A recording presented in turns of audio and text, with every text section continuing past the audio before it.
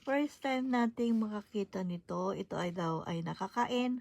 Ang tawag sa kanya Yamabushi. Autumn Japanese fruits. Matigas ang kanyang, yung outside layer ng kanyang skin is matigas. So, ito winas ko na to. At ito ang kanyang, ayan, matigas kasi kaya. So, yan.